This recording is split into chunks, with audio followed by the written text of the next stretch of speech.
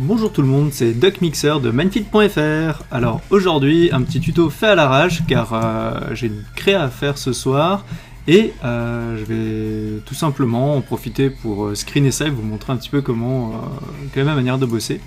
Alors je vais prendre le fichier que j'avais la dernière fois vu que finalement ça va nous servir de bibliothèque pour caler plein d'objets 3D dedans. Donc en l'occurrence c'était les derniers cubes 3D que vous avez pu voir.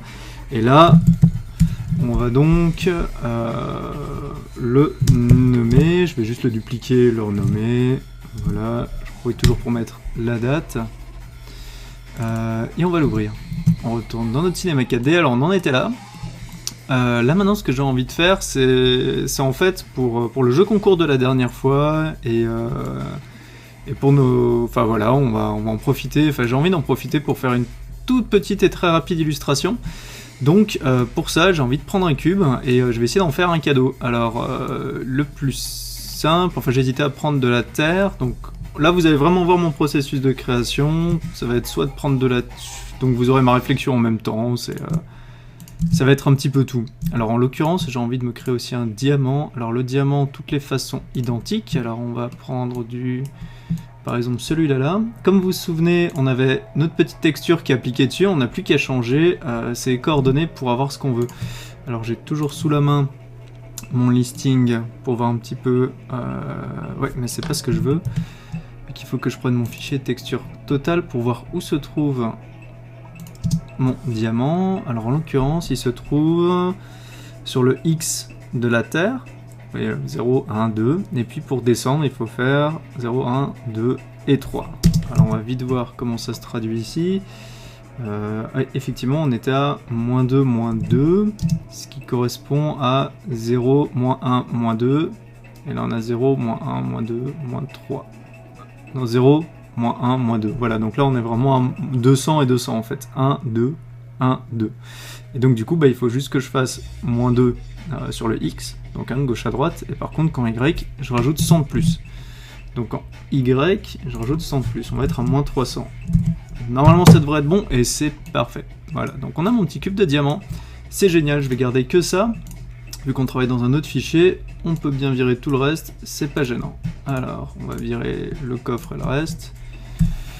On va claquer mon diamant au milieu. Alors ces coordonnées, on va mettre 0, et a priori je suis bien au niveau du sol, voilà, nickel. Ok, oui, parce que mon cube fait 200 de hauteur, ce qui fait que s'il a 100 en Y, c'est normal, c'est la moitié de sa hauteur pour être calé. Bon, bref. Alors, je vais en fait surtout en profiter pour montrer des petites méthodes de modélisation. Parce que là, jusqu'à présent, on a fait quelque chose de basique, on a pris un cube, on l'a texturé. Maintenant il va falloir faire un petit peu plus, on va utiliser un petit peu les autres outils de cinéma 4D pour modéliser.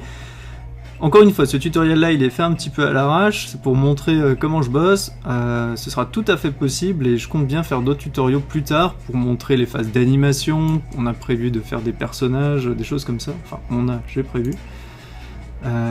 Alors j'ai envie de faire un nœud papillon autour. Alors je vais d'abord faire quelque chose de très simple, c'est-à-dire le contour, comme si on avait le nœud qui était emballé à gauche à droite.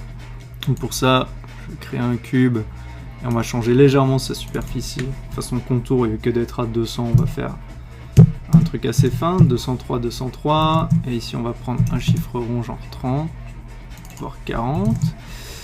Il faut juste que, en position, on soit toujours à 100.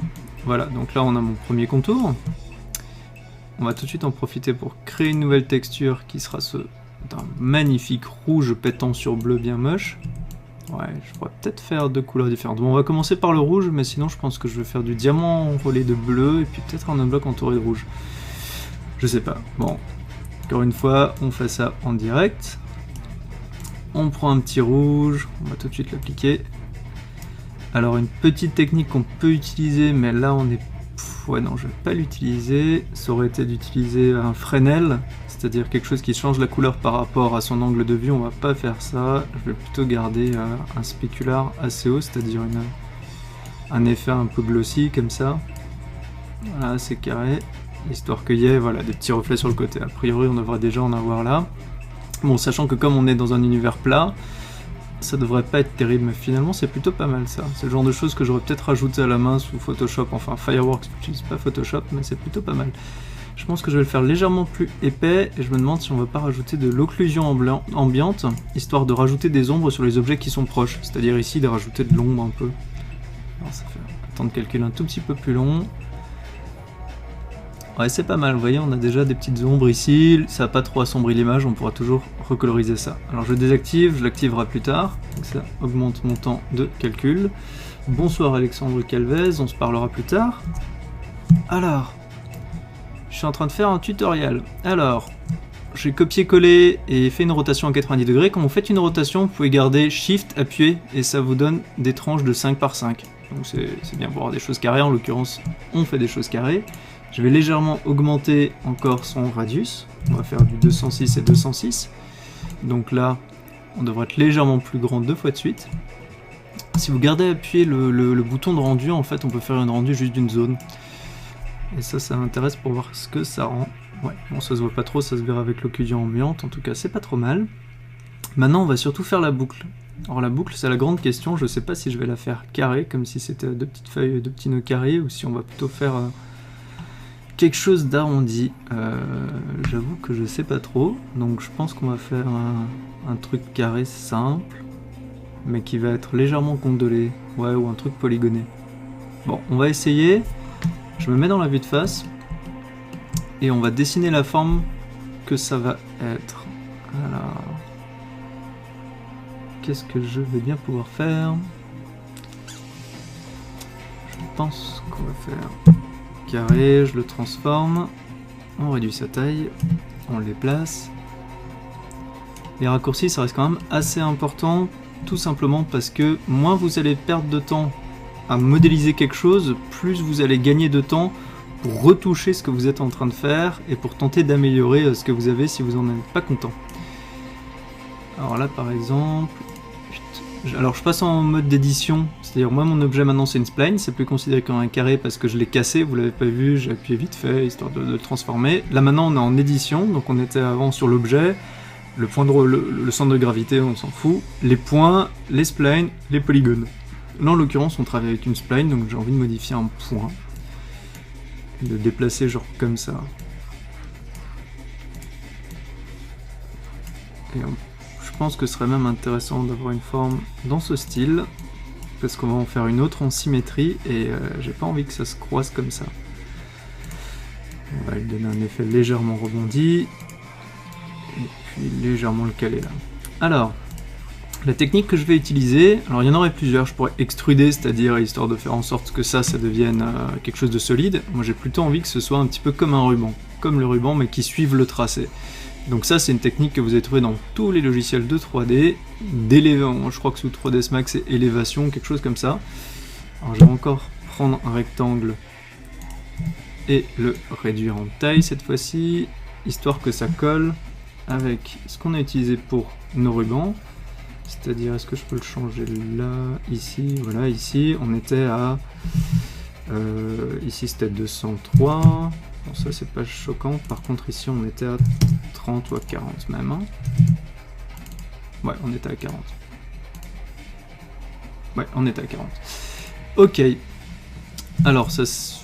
Pour l'instant on n'y touche pas, celle-là, on va donc faire une élévation avec le premier. Donc c'est parmi les différents outils de modélisation, vous avez forcément pas là, ici, des nerves, des rotations, des choses comme ça, vous avez sweep nerves, et vous voyez que en blanc vous avez une forme, en blanc une deuxième, et c'est l'assemblage des deux formes qui va donner quelque chose au final. On va prendre les deux splines, les mettre en fond de ceci, et on va tout de suite obtenir un résultat. En l'occurrence, il nous l'a fait, mais... est-ce que... si, je crois que c'est dans le bon ordre, parce que sinon vous pouvez échanger l'ordre, et là ça donne rien du tout, donc non, je crois qu'on était bon.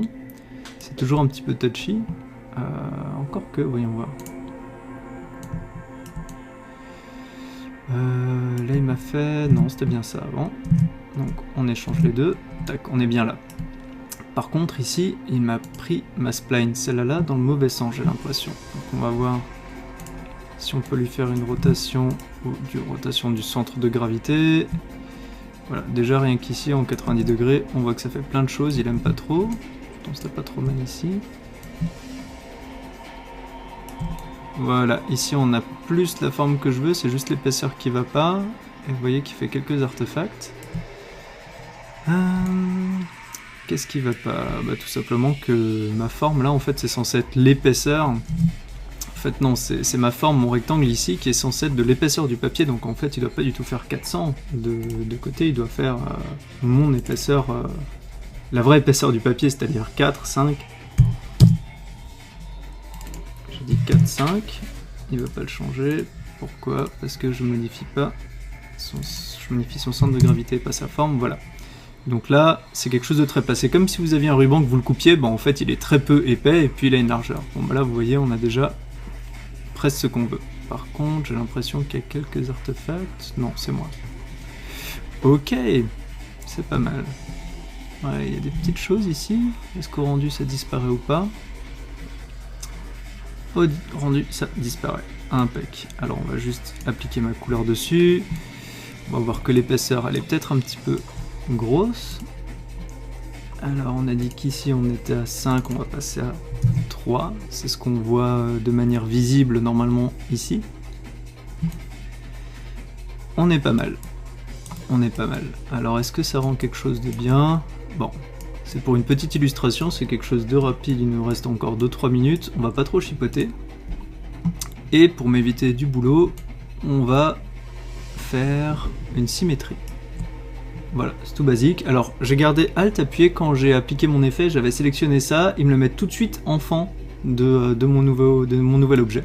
Bon là par chance il m'a pris l'axe de symétrie pile au bon endroit, donc c'est nickel. Et là on peut se rendre compte, bon bah moi j'ai envie que les points ici soient un petit peu plus hauts et que ça aille un peu moins loin.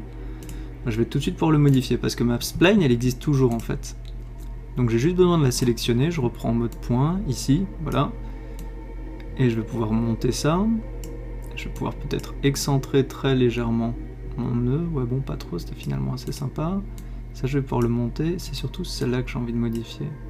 De la descendre un peu. Ouais, c'est même toute la forme de mon ruban qui est peut-être un petit peu trop haute. Qu'est-ce que ça donne? C'est déjà plus acceptable. Bon, vous voyez, c'est vraiment très empirique. C'est-à-dire on regarde, on voit ce que ça donne et on verra si on reste dessus. Et là en l'occurrence, c'est plutôt pas mal. Il nous reste 1 minute, je crois qu'on va faire un petit rendu et puis après mettre ça en place. Alors j'espère qu'on aura le temps de voir. J'aurai le temps de vous montrer le rendu final, sinon ce sera un petit lien avec une image dans le descriptif de la vidéo. Je pense qu'on va faire ça parce que je vais sûrement encore un petit peu retoucher, faire en sorte que les éclats blancs ressortent un peu plus. Et je me demande si je vais rester en rouge. Mais finalement le contraste il est plutôt intéressant. Alors comme on a dit, Ambient Occlusion, pour voir un petit peu mieux les ombres qui vont se créer à l'endroit où les objets sont proches les uns des autres. Donc à ce niveau-là, c'est assez intéressant et je vais augmenter un petit peu ma lumière. J'ai envie de cramer un peu plus la lumière. On va augmenter ça à 60, même 80.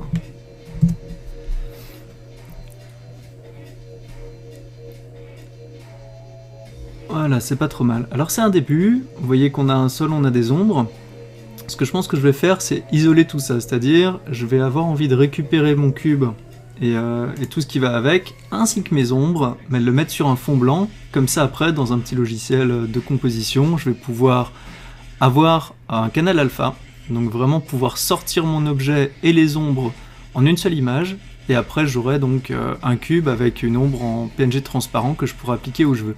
Voilà, il nous reste une trentaine de secondes, donc je vais vous laisser ici, j'espère que ça vous aura plu. Vous voyez encore une fois qu'il faut juste mettre les mains dans le cambouis et essayer de faire des choses. Là on a fait un truc très rapide, très simple. Et puis je vous souhaite tout simplement une très bonne fin de soirée ou de journée, et je vous invite à vous inscrire à la chaîne parce je vais poster, et j'espère qu'on va poster un peu plus de vidéos sur comment faire de la 3D, sur télécharger des petits liens, des choses comme ça qu'on mettra à disposition, et également sur des tutoriaux et des constructions, d'autres choses qu'on verra un peu plus sur Minefield. Voilà, c'était DuckMixer pour Minefield.fr, à très bientôt.